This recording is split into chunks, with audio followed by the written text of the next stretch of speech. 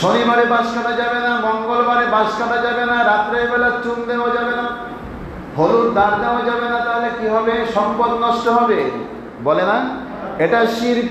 এরকমের ছোট ছোট শিরকের কারণে আপনার সমস্ত আমল নষ্ট হয়ে যায়।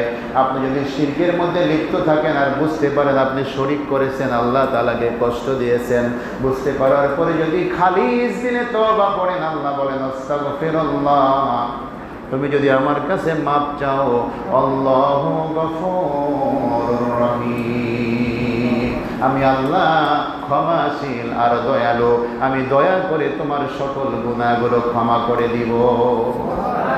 জীবনের তরে যেহেতু গুনাহ করছেন, আল্লাহর কাছে ক্ষমা চান, বলেন আস্তাগফিরুল্লাহ রব্বি মিন কুল্লি যামবি ওয়া আতুবু ইলাইহি লা হাওলা ওয়ালা কুওয়াতা ইল্লা বিল্লাহিল আলিয়্যুল আযীম। হে আল্লাহ, আমাদের জীবনে যত গুনাহ করেছি, যত গুনাহ মনে আছে, যত গুনাহ ভুলে গেছি, সমস্ত গুনাহ হইতে তওবা করলাম, আমাদেরকে ক্ষমা করে দাও।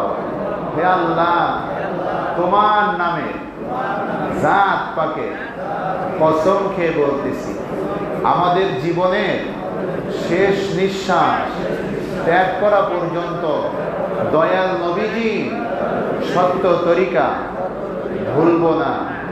লা ইলাহা ইল্লাল্লাহ মুহাম্মাদুর রাসূলুল্লাহ সাল্লাল্লাহু আলাইহি ওয়াসাল্লাম। প্রিয় ভাইরা আমার, যখনই মনে করবেন যে আপনি ভুল করছেন, অনিচ্ছা করে, ইচ্ছা করে করবেন না, যদি মনে করেন ভুল করে ফেলছেন, সাথে সাথে তওবা করবেন, 2 রাকাত নামাজ আদায় করবেন, আল্লাহর কাছে মাপ চাইবেন।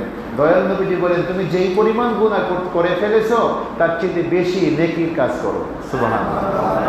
তাহলে আল্লাহ তোমাকে মাফ করবে, প্লাস গুনার চেয়ে তোমার নেকিটার সংখ্যাটা বেশি হয়ে যাবে, আল্লাহ খুশি হবে। কিন্তু নেকি আর বদির হিসাব করে কিন্তু জান্নাতে যাওয়া যাবে না। জান্নাতে যাইতে গেলে আল্লাহ তাআলার দয়া ছাড়া জান্নাত পাওয়া যাবে না।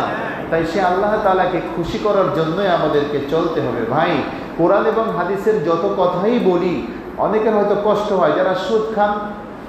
আপনাদের কথা বলতেছি না, আমার কথাগুলো তো বিভিন্ন মানুষের শোনে, তাই বলতেছি। যারা সুদ খান, যখন সুদের আলোচনা করি কোরআন থেকে, আপনাদের কষ্ট হয়, এটা স্বাভাবিক, যেহেতু আপনি ওই রোগের রোগী। যখন কোনো মানুষ অ্যাক্সিডেন্ট হয় তখন কাইটা যায়, ফাইটা যায়, যায় না? দেখছেন? বঙ্গ হাসপাতালে কখনো গেছেন? হ্যাঁ,